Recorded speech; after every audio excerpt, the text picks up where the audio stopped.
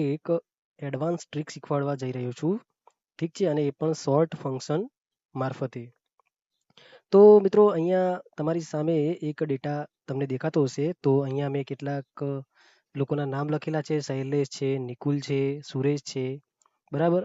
અને એ લોકોએ કેટલી ક્વોન્ટિટીનું સેલ કર્યું છે અને એ લોકોએ કેટલું ટાર્ગેટ એચીવ કર્યું છે તેની કેટલીક માહિતી આપેલી છે, બરાબર. તો અહીંયા તમે જોઈ શકો છો કે અહીંયા આ ડેટા જે રહ્યો અને આ જે ડેટા રહ્યો તમને બિલકુલ સેમ દેખાતો હશે, પરંતુ ફરક શું છે એ તમને થોડુંક હું જણાવી લઉં. તો મિત્રો અહીંયા જેમ હું આ ડેટાની અંદર હું મારી રીતે એન્ટ્રી કરું છું, બરાબર, કોઈ પણ પ્રકારનું સેટિંગ કર્યા વગર, તો અહીંયા જે ડેટા તૈયાર થાય છે તે ડેટા ક્રમાનુસાર તૈયાર થતો રહે છે.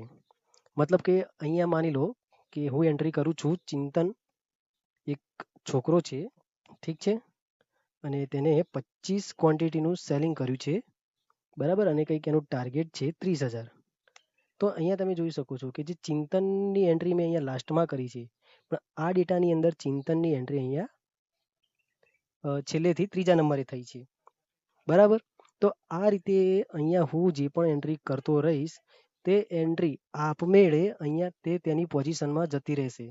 મતલબ કે મિત્રો અહીંયા સૌથી ઓછી ક્વોન્ટિટી જેની સેલિંગ થયું હશે એ ફર્સ્ટ નંબર ઉપર હશે, બરાબર. એના કરતાં થોડુંક વધારે થયું છે તો એ બીજા નંબરે હશે, એના કરતાં પણ વધારે થયું છે તો એ ત્રીજા નંબર હશે, આ 3 કરતાં પણ થોડું વધારે હશે તો એ ચોથા નંબર. એ રીતે આ રીતે જેની પણ ક્વોન્ટિટી વધારે હશે એ છેલ્લે લાસ્ટમાં હશે, બરાબર. આઈ થિંક તમને આટલો ખ્યાલ આવી ગયો હશે.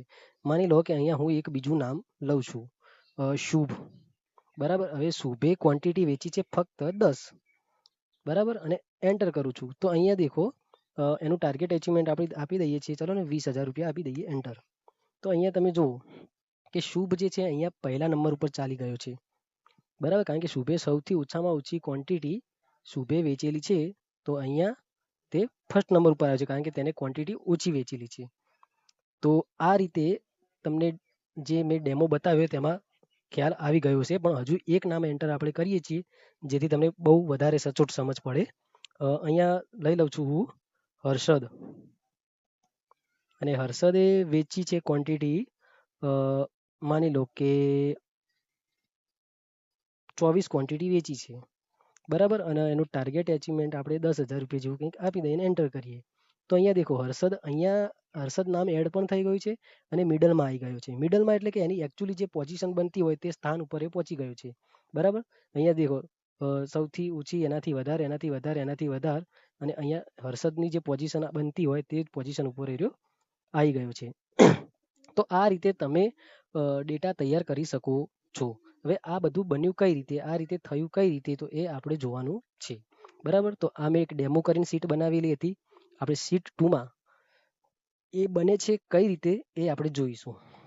તો માનો કે તમે કોઈ પણ ડેટા તૈયાર કરો છો, કોઈ પણ રીતનો ડેટા તૈયાર કરી રહ્યા છો, બરાબર.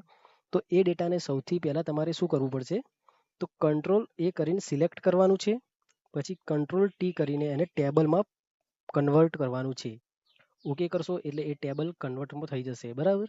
અહીંયા દેખો ટેબલ ડિઝાઇનનું એક ટેબ પણ ઓપન થઈ ગયું છે. આપણે ટેબલ ડિઝાઇનમાં જઈશું અને અહીંયા એની સિમ્પલ ફોર્મેટ લઈ લઈએ. તમે કોઈ પણ તમને જે પણ ગમતું એ ફોર્મેટ તમે રાખી શકો છો, પણ અત્યારે હું સિમ્પલ ફોર્મેટ લઈ લઉં છું, બરાબર. તો આ ટેબલમાં જ છે અત્યારે. જો અહીંયા ટેબલ ડિઝાઇન લખેલું આવે છે, મતલબ કે ટેબલ ફોર્મમાં છે. ઓકે, બીજું કામ આપણું શું રહેશે કે ટેબલ ડિઝાઇનમાં જઈને અહીંયા તમારે જોઈ લેવાનું કે અહીંયા ટેબલ નેમ જે લખેલું છે એમાં ટેબલ નેમ શું છે, બરાબર.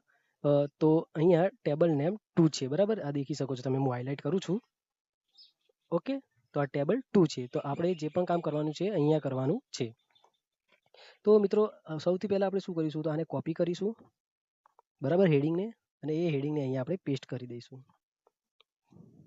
પેસ્ટ કર્યા પછી તમારે શું કરવાનું છે, અહીંયા ઇક્વલ ટુ સોર્ટ નામનું ફંક્શન અપ્લાય કરવાનું છે, બરાબર. હવે સોર્ટ જે ફંક્શન છે એ મેં ઓલરેડી સમજાયેલું છે, તમે ચેનલમાં જઈને જોઈ શકો છો. અને જો ના સમજાય તો મને કમેન્ટ પણ કરી શકો છો, જેથી હું તમને ફરી એકવાર રિવાઇઝ મસ્ત મજાનું શોર્ટ ફંક્શન આખું ડિટેલમાં સમજાવીને વિડીયોમાં અપલોડ કરી દઈશ.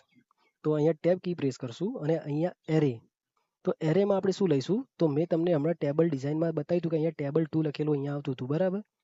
તો એ રીતે આપણે અહીંયા ટેબલ 2 સર્ચ કરીશું. તો અહીંયા દેખો બીજા નંબરે ટેબલ 2 સર્ચ કર્યું તો આવી ગયું છે. એને આપણે ટેબ કી પ્રેસ કરશું તો આપણું જે ટેબલ છે એ સિલેક્ટ થઈ જશે. કોમા કરીશું.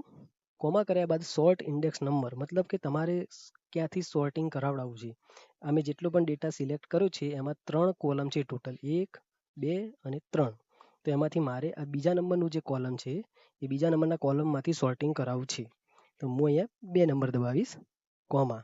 હવે સોર્ટિંગ કરાવવું છે તો કઈ રીતના કરાવડાવવું છે, અહીંયા સોર્ટ ઓર્ડર લખેલો છે, મતલબ કે ચડતા ક્રમમાં કે ઉતરતા ક્રમમાં. ઇંગ્લિશમાં કહેવાય અસેન્ડિંગ અને ડિસેન્ડિંગ. અસેન્ડિંગ માટે 1 પ્રેસ કરવાનો, ડિસેન્ડિંગ માટે -1 પ્રેસ કરવાનો. તો માની લો કે મારે અસેન્ડિંગ ઓર્ડરમાં શું કરવું છે, સોર્ટિંગ કરવું છે, તો 1 પ્રેસ કરીશ અને ફરી કોમા કરીને અહીંયા સોર્ટ બાય કોલમ અને સોર્ટ બાય રો, તો આપણે ટ્રુ પ્રેસ કરીશું.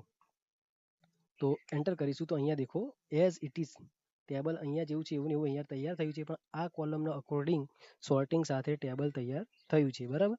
જેમાં શૈલેષ છે તો એને સૌથી ઓછી, એના કરતાં ચેતને થોડીક વધારે ક્વોન્ટિટી વેચી છે, નિકુલે એના કરતાં પણ વધારે. એ રીતે ટેબલ તૈયાર થયું છે. હવે અહીંયા માનો કે કોઈ નવી એન્ટ્રી કરું છું, માની લો કે શુભ લઈ લઈએ આપણે, બરાબર, અને એન્ટર કરું છું. તો જો એની સાથે લાસ્ટમાં જે મેં રો એડ કરી છે એવી ને એવી રો અહીંયા પણ લાસ્ટમાં એડ થાય છે.